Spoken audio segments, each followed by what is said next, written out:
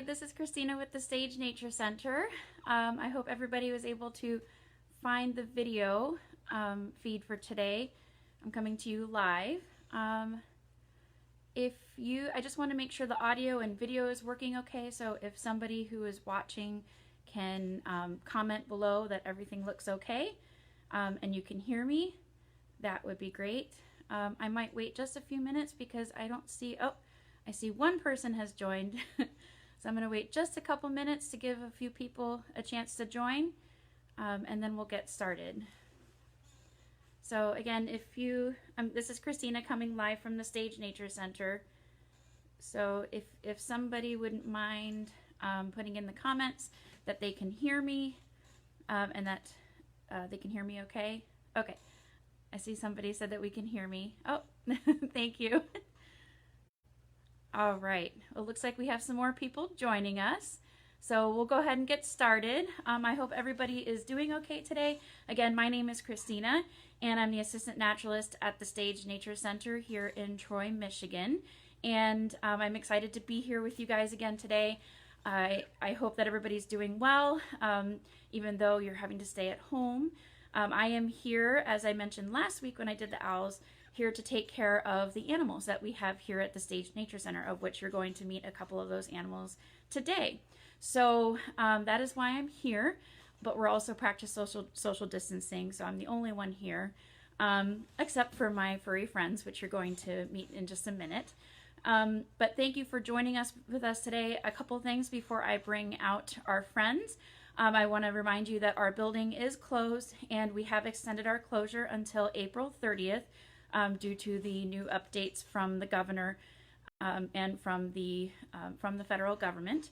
The trails will stay opened, so you can go out on the trails, but we strongly recommend that if you go out on the trails, please follow the social distancing guidelines of staying 6 feet apart.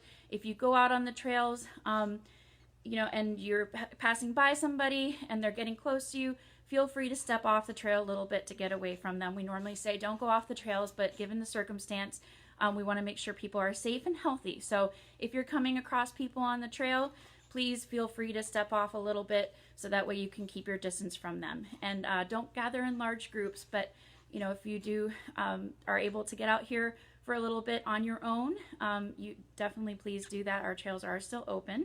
I don't know if you can see behind me, but I am putting bird food in the bird feeders, which right now is being overrun by squirrels, which is common, but we also get turkeys and lots of other birds, and the deer come to the bird feeders as well. Also wanted to remind you that our programs are canceled through the end of April, and as such, because we are a nonprofit organization that relies very heavily on our programming to help support our funds, we're unable to do that right now. And just as everybody is struggling with this time, definitely financially, socially, mentally, we are too. And if you have it in your means to give us a small donation to help support us, to keep us going and to keep us bringing these live programs to you and to help us take care of our animals, please feel free to make a donation. You can either make a donation through this live feed, or you can go to our website and make a donation on there. It would be greatly appreciated. Hello. I did see a question pop up, but I didn't see what it said. I will be taking questions. What I'm going to do, let's see, let me make sure. Let's see if I can find that question.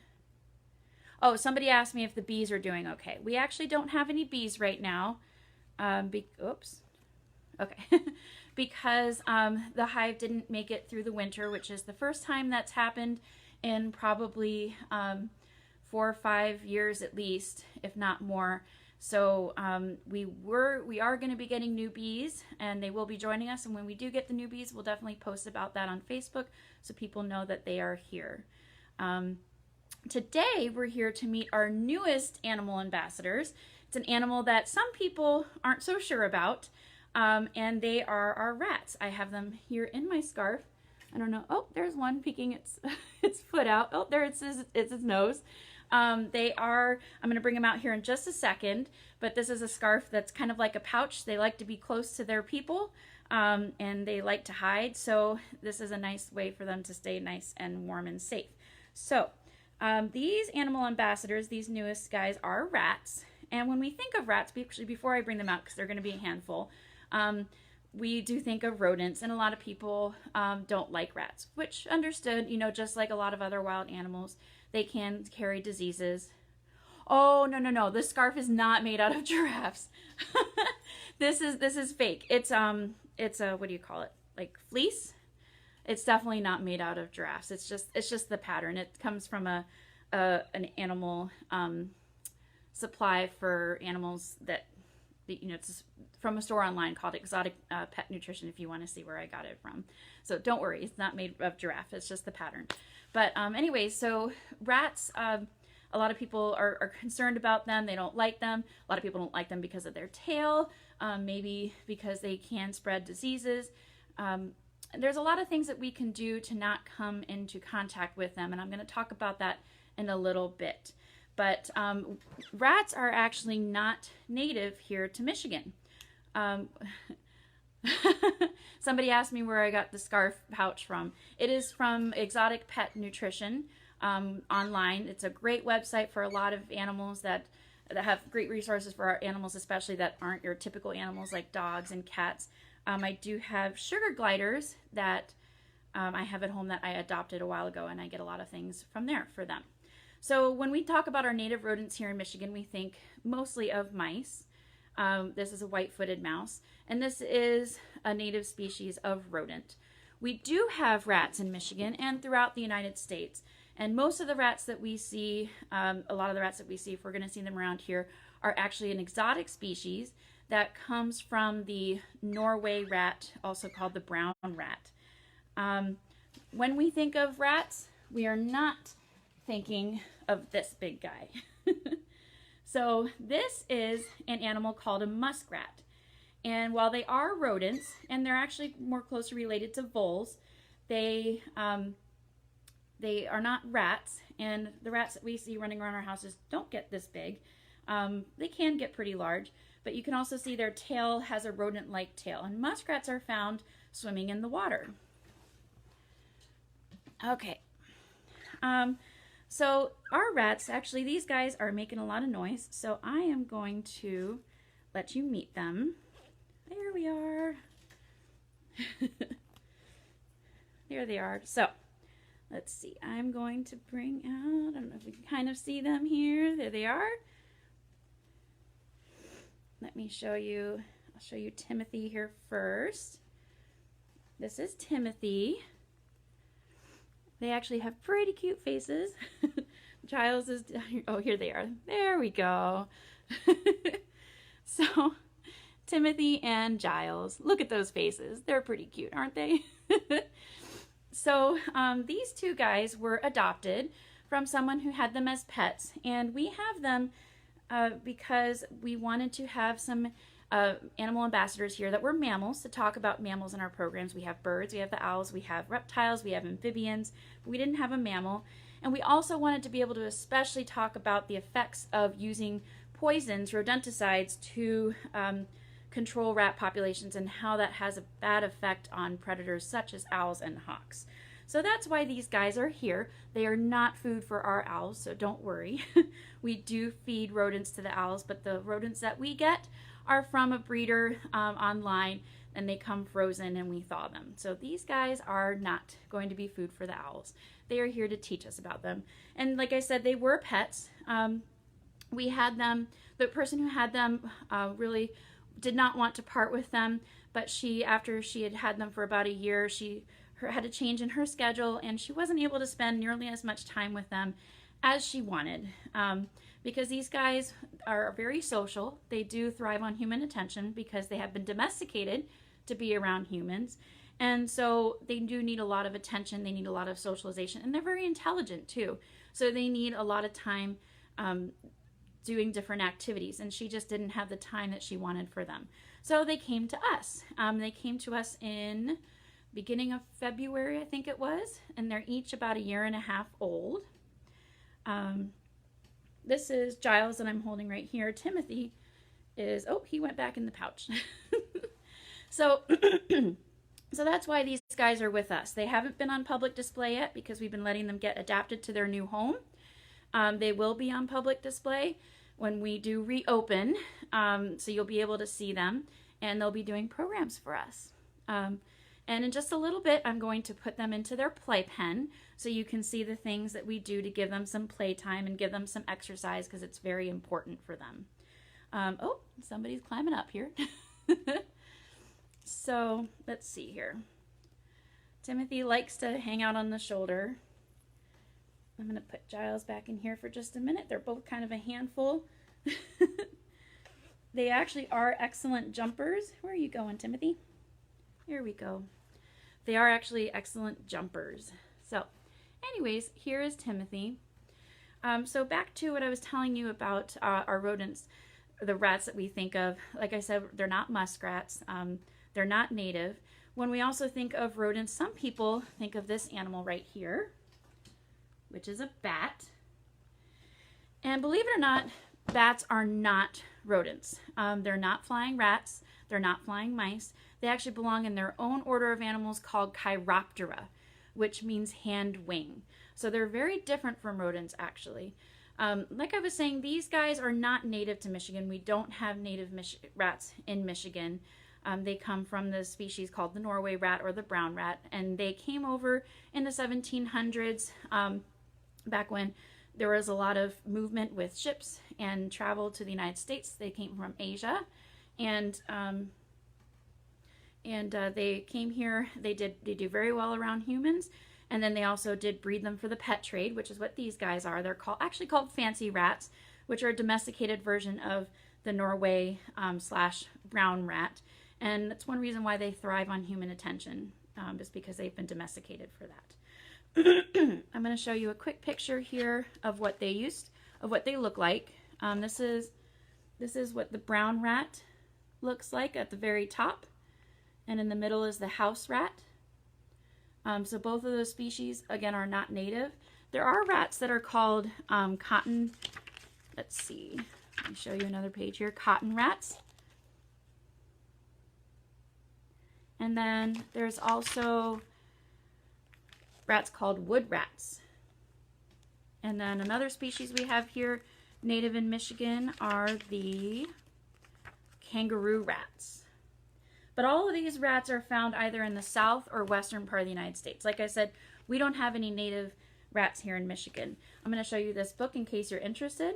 This is the Kaufman Field Guide to Mammals of North America. Sorry, I know it's backwards. I couldn't figure out how to get the screen switched around here on my iPad. I'll put up these resources later on the website. And I see some questions coming in. If I don't answer your questions right now, I will go back and answer questions at the end when I can scroll back through a little bit more easily without this guy in my hand. But I will try to get to your questions. And any questions I don't get to here, I will answer later on Facebook in the comments. Somebody's getting very antsy. So, like I said, these guys are here with us. Do we have a platypus? No, we don't have a platypus. The platypus, we mainly have native animals here at the Nature Center. The only non-native animal we have are these guys. And like I said, that was because we wanted to have a mammal that was easy to take care of, and that that we could talk a little bit about rodents. And if we take a rodent from the wild, you do have more chance of diseases because they are living out in the wild. So we didn't want to bring one in from the wild.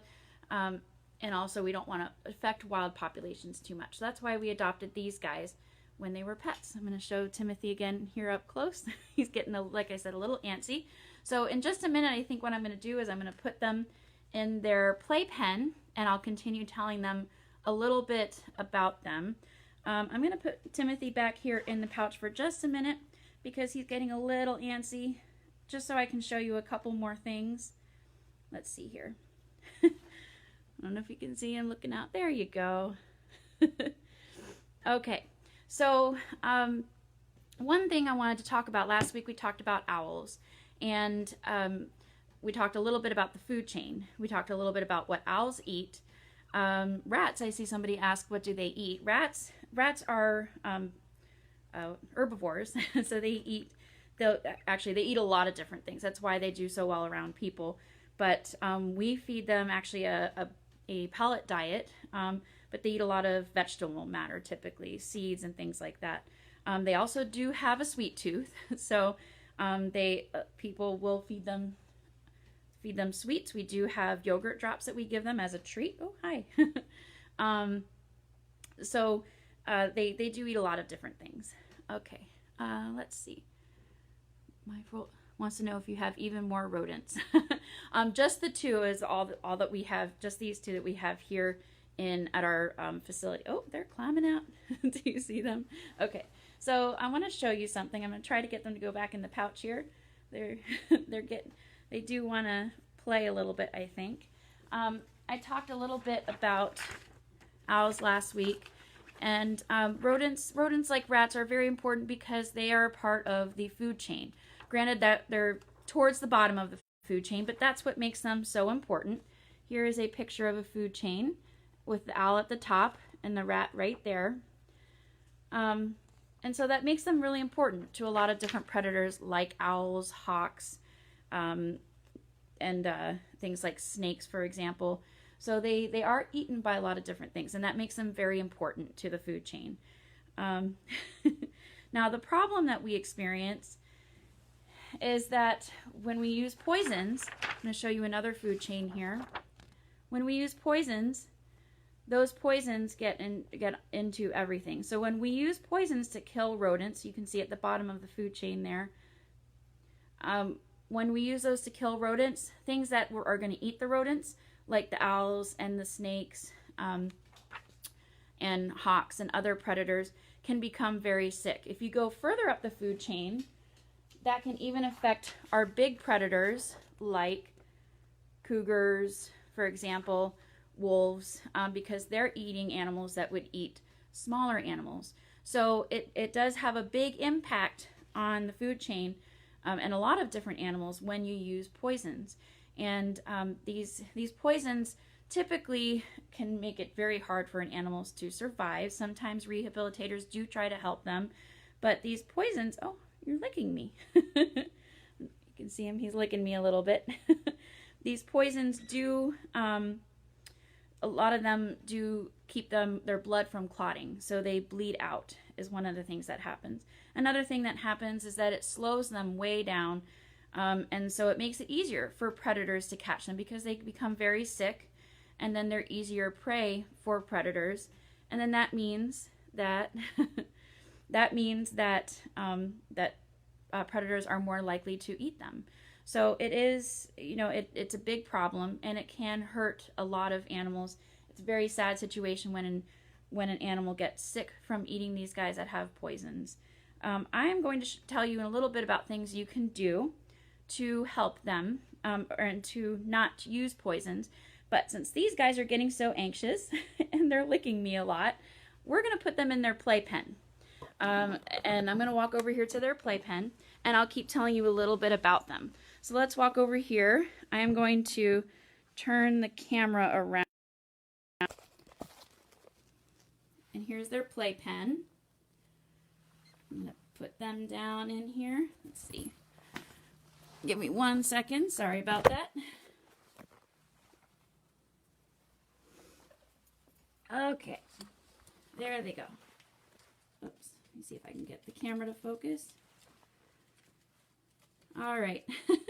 So now they're in their playpen, and you can see here that I have put in a variety of things to let them interact with. They do like the tube. There they go. They do like the tube to go through. And we do have a wheel over here that they can get some exercise with. And in just a minute, I'm going to put some treats in here. Let's see. And we can watch how they interact. You can notice how curious they are. Like I said earlier, rats are very intelligent, and they need a lot of things to stimulate them, to stimulate their mind. So this activity time where they get to play is very important for them.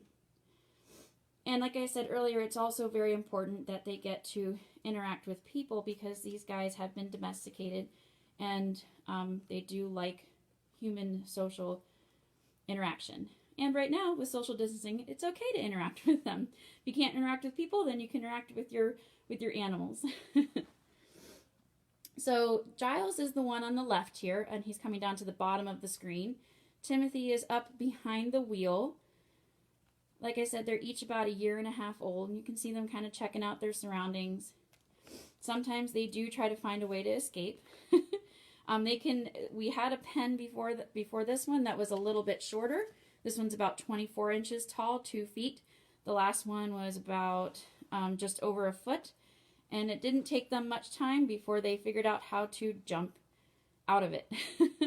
And once they figured it out, they were doing it over and over and over again. So that's why we got this new playpen that has sides that come up higher and also has a top here that makes it harder for them to jump out, so they can have some playtime, safe playtime without jumping out of the playpen.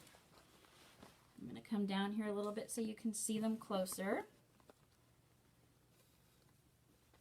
Not too interested in the wheel right now, are they? Right now they're just more interested in exploring their surroundings. Like I said, they are very intelligent and curious animals. So right now they're just trying to figure out what's going on around them. The tubes are not something that we normally have in their enclosure where they live. So that gives them something a little bit different to explore. Let's see. Oh, how many rats are there in the world? Wow, that's a great question.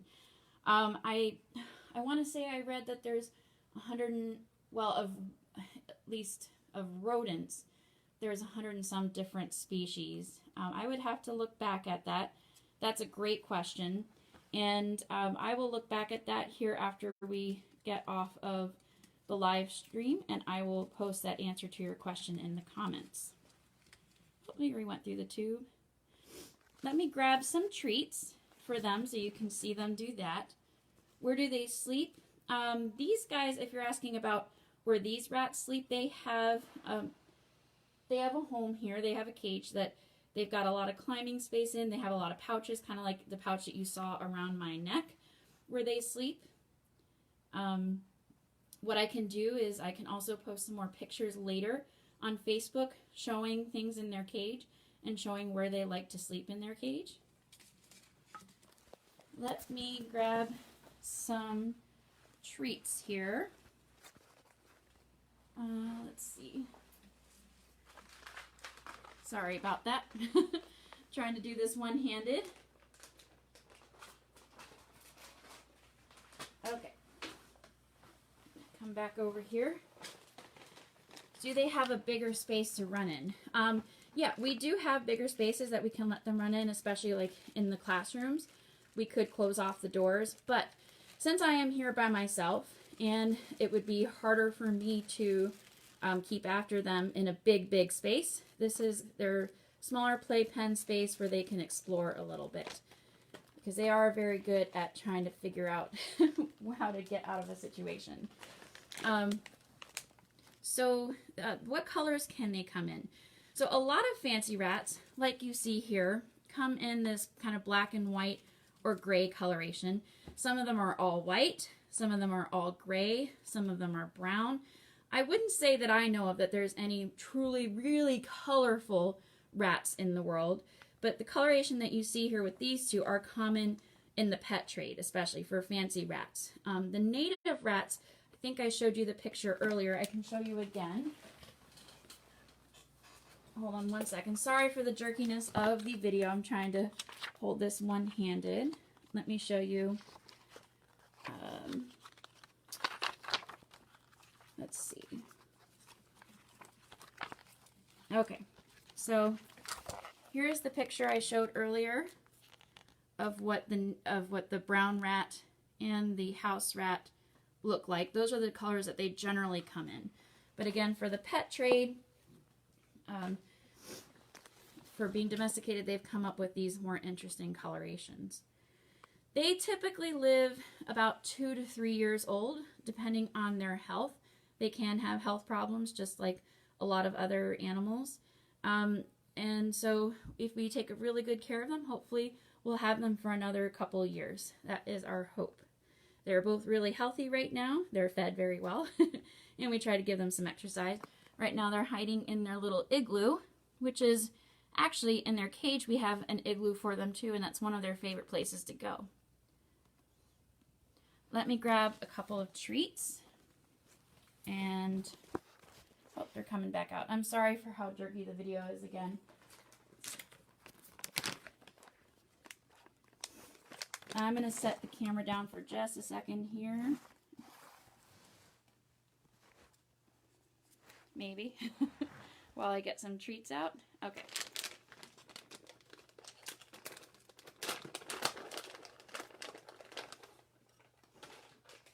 Okay. So the treats that I'm giving them are these little yogurt drops. It's one of their favorite foods. We can't eat them, or we can't eat them. We can't give them too much to eat because it's just meant as a treat.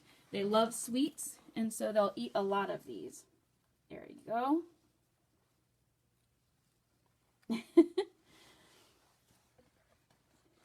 So he's looking for a place to stash it or to hide and go eat it. There he goes. So that's Timothy eating his yogurt drop right now.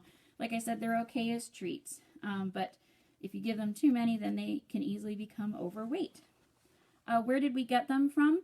So we adopted them from somebody, actually from a friend who was looking for a new home for them because she felt bad that she didn't have enough time for them to give them interaction and to play with them because they need a lot of social interaction. So that is why we adopted them. Oh, you're quite welcome. Somebody said thank you for taking time out of our day to do this. I'm really happy to be able to do this, especially during these times where people aren't able to get out and do these kind of things, and I have to be here to help take care of these animals. And I love sharing these animals with people. That's my favorite thing to do. So this is a great way to be able to do that. Oh, he's looking for some more treats. So let me give him another one. You want another one, Timothy? Nope. Let's see if Giles will come get a treat. There you go. And believe it or not, they're actually really good at fitting a lot in their mouths. Rats have a space in the front of their skull where they can hold their food, and so they will sometimes stash food. They're both hiding right now. One has gone in the tube. You can see his tail sticking out there. One is behind the wheel. And when they do get food, they do kind of like to go hide with it so they can eat it peacefully. And sometimes they will try to steal from each other. Somebody said, do they use their tails like some mammals? They don't really use their tails for much. They're not prehensile tails, so they can't use them to curl around anything. They do use them for balance, I would say, especially for climbing. Here you go. You want another one? There he goes. So they do use them for to help them for balance when they're climbing, but they can't use them to grab onto anything. Oh, he left that yogurt. Oh, there comes Giles. He's finally coming out of the tube there. And actually, those tails are one of the reasons why a lot of people don't like them, because it creeps them out, because they don't have a lot of fur on their tails. They're kind of scaly. But once you get used to them and you look past it, they're actually kind of cute. And they're both in their tube right now. Cheek pouch like hamsters. Not quite a cheek pouch. They won't stuff their cheeks full like hamsters do, but they will stuff them. They will put some food in their mouths. Not as much as hamsters, I don't believe. Oh, there they are. Let's see.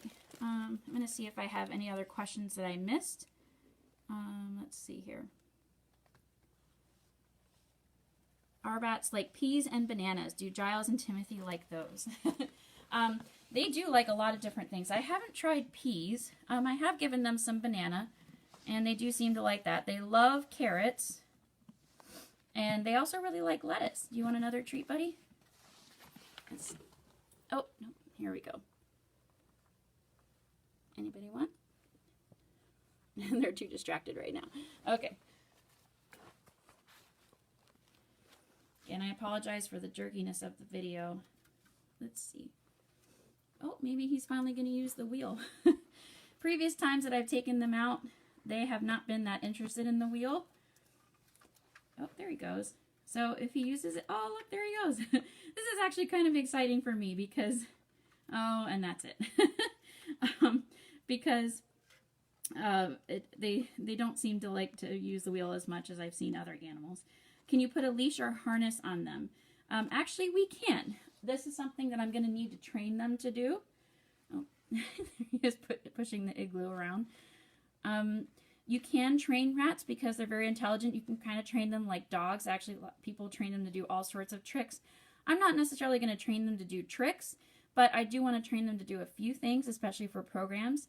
And one of the things I want to train them to do is to walk on a harness and a leash for programs. And that would also help me give them more time to explore the rest of the area. They get to see more stuff if we can get them to walk. Oh, there's Giles peeking out there. If we can get them to walk on a harness or a leash.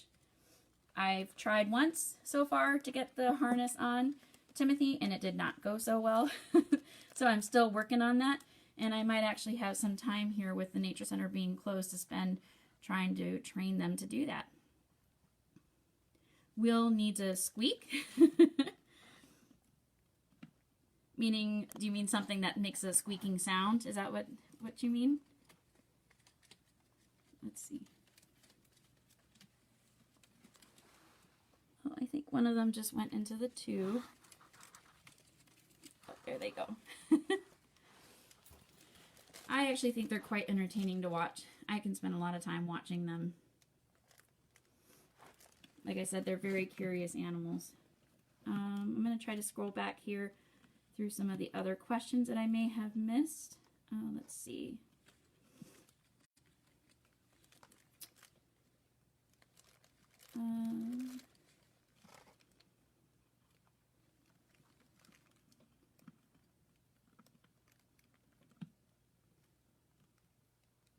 I think I may have answered at least a lot of the questions.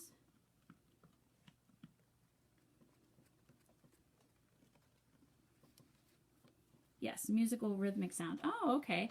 I've never thought of that. So I would imagine that maybe that sound helps them be more interested in the wheel. I mean, that's definitely something we can try. The rats are newer for us, so I'm still learning as I go here as to what they like. Let me see if they want a treat again. There you go. You want a treat too? No? Timothy is not as interested in the treats anymore. Okay. Yes, I have heard about people clicker training rats, which would be really neat to be able to do. So that is something that I would like to try to do. Like I said, they are very intelligent and can be trained to do a lot of things. And part of the reason I want to do some of this stuff is because when we're doing programs, I would like to have people have a little bit more of an appreciation for them rather than just being vermin. I know that they can be kind of annoying for people because they can get into your food, they can get into your house, they leave droppings behind, but there is more to them than just that.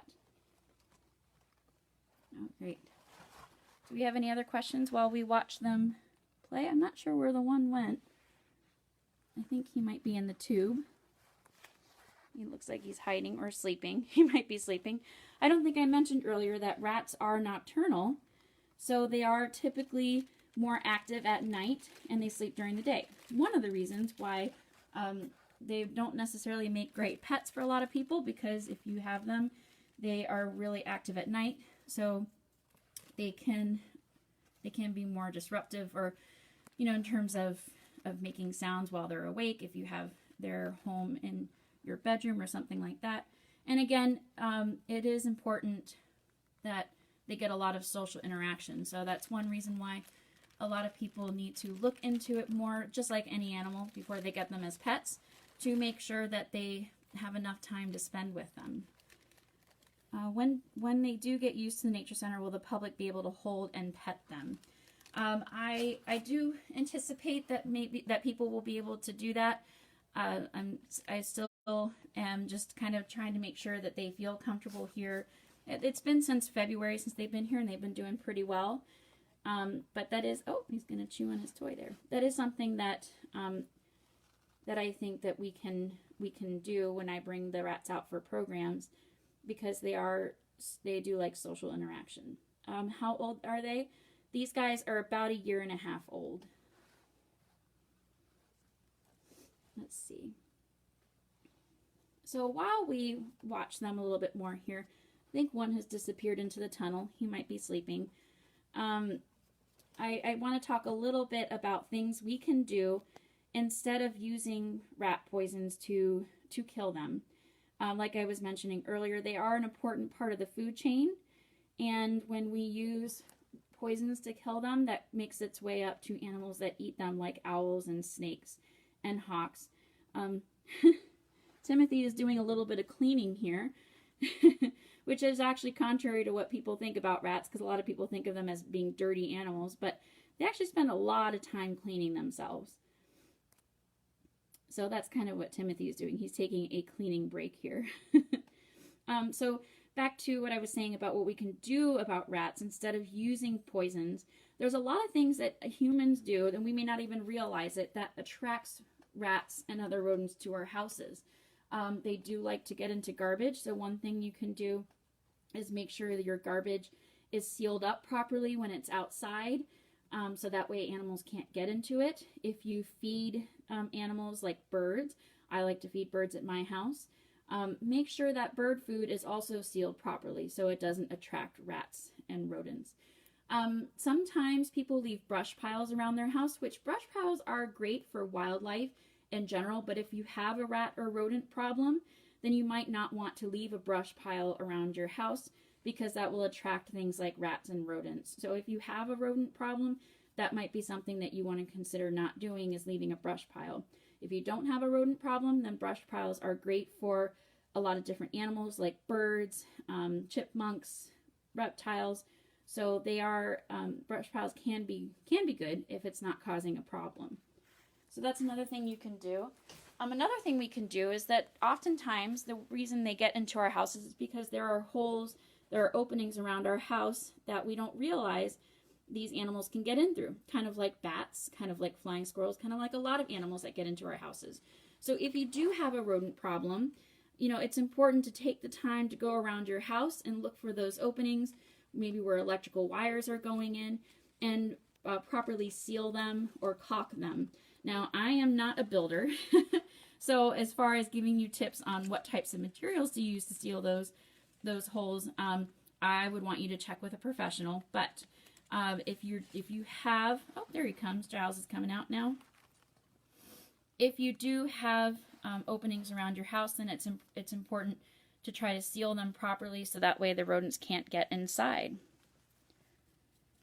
Are gerbils and hamsters a cousin? So they are related. So gerbils and hamsters are rodents, just like rats. They're not in the group with mice and rats, or in the family with mice and rats, but they are related because they are rodents.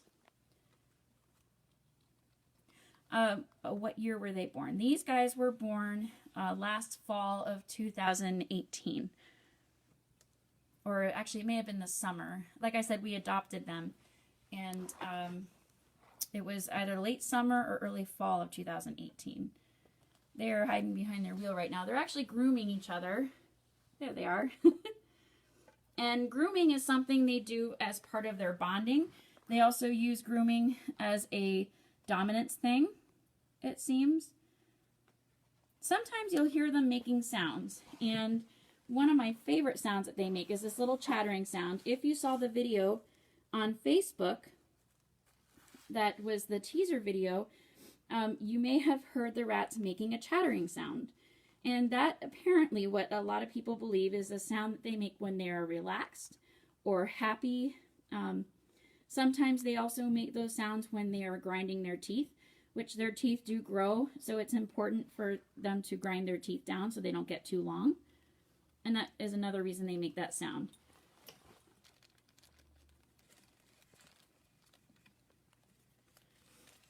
let's see. What is the largest rat?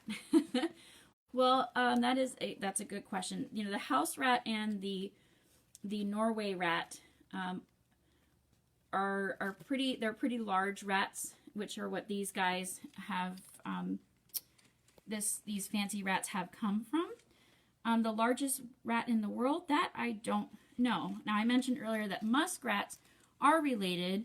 They are not straightforward rats per se, but they are related. And actually, muskrats are more related to voles. Oh, here we are. They're looking up and checking me out, trying to figure out what am I doing. So as far as the largest rat in the world, that would be something else that I would need to look up. That is also a great question. So I can look that up here in a little bit after our live session is over, and I can post the answer in our comments. So one other thing I want to mention, we were talking about not using poisons and other things we can do to control rats and other rodents. Sometimes people use glue traps, which you can use, but that is kind of a, you know, slow death for these animals. And the other thing is that predators can, or other animals can get stuck in glue traps. I've seen stories of bats getting stuck in glue traps, and it can tear off their skin. I've seen stories of birds getting feathers stuck in glue traps, especially if it's in a place where that bird is trying to eat the rodent for food. So glue traps are not necessarily, in my opinion, the best alternative, because they can still, they're still a, you know, slow, kind of painful way for rodents to die, and it can also affect other animals by them getting stuck in the glue traps. So somebody said capybara in South America is the largest rodent, which I believe is true. I know the question is, what is the largest rat? And that I still need to look up, unless somebody wants to look it up while we're doing our live video here, and post that answer in your comments. Otherwise, I can do it after we're done.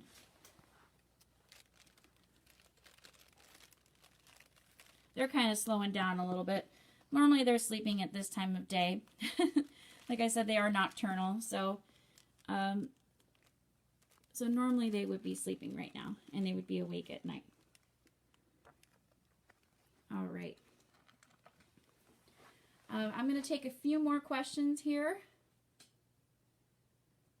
I think one of our friends has disappeared into the tube. And the other one looks like he's considering hanging out in... Oh, there he is. You can see his little nose coming out. If there are any more questions, please feel free to post them now.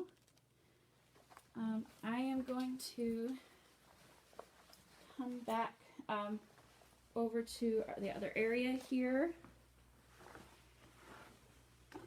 Okay.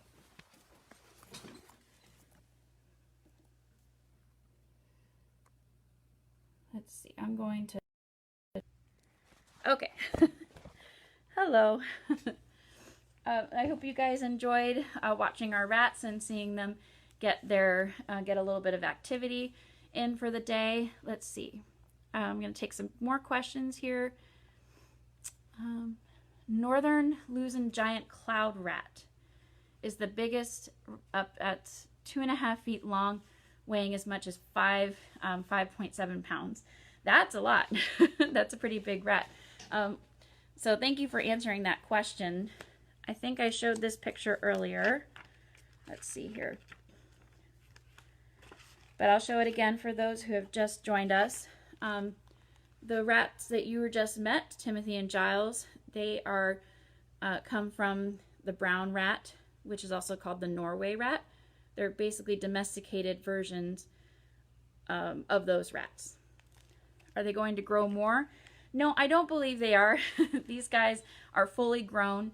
They're about 1.5 years old, and they typically live 2 to 3 years old in captivity. So they are fully grown. And if they do get any bigger, it's not because they're getting bigger in size just because of growth, but because they're getting too much food, which we do have to keep track of because people love to give them treats, and we have to make sure that they don't get too many treats so that way they don't become too overweight. I hope that you guys can visit too. Like I said, when we reopen, the rats will be on display so people can see them when they come visit, and they'll also be a part of our programs.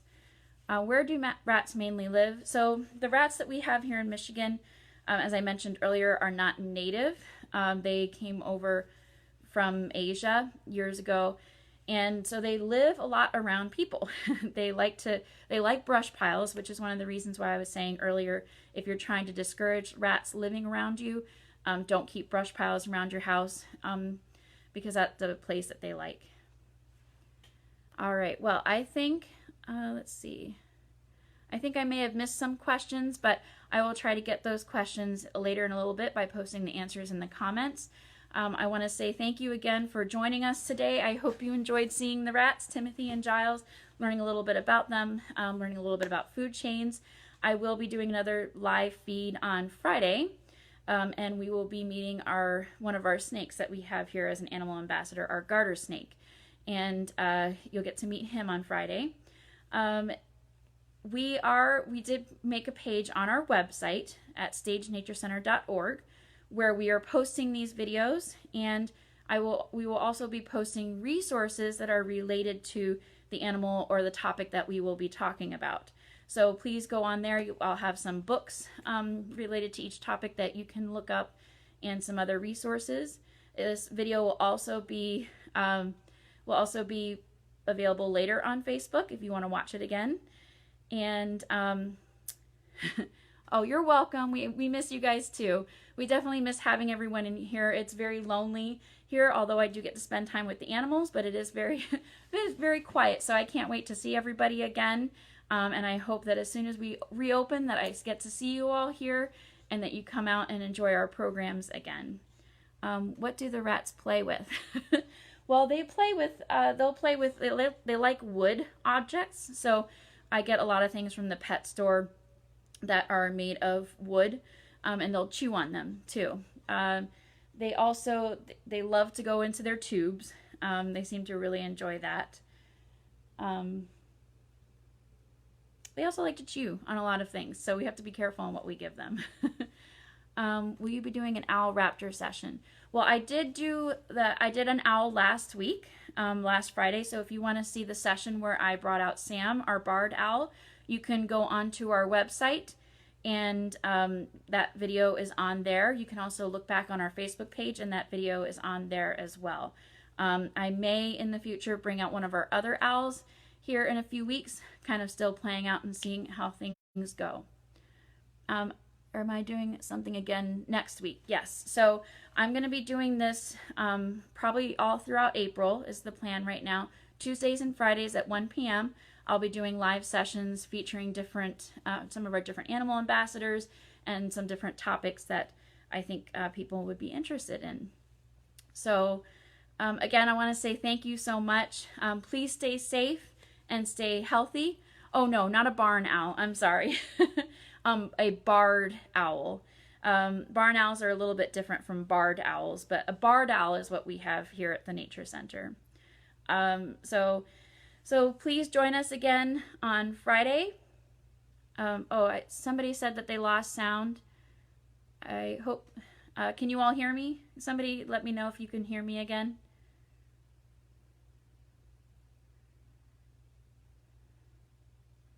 Hopefully you guys can hear me. Well, I'm going to keep talking.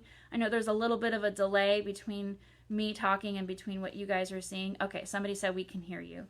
So, again, please join me again on Friday at 1 p.m. to meet our garter snake. Come out to the trails, but please practice safe social distancing.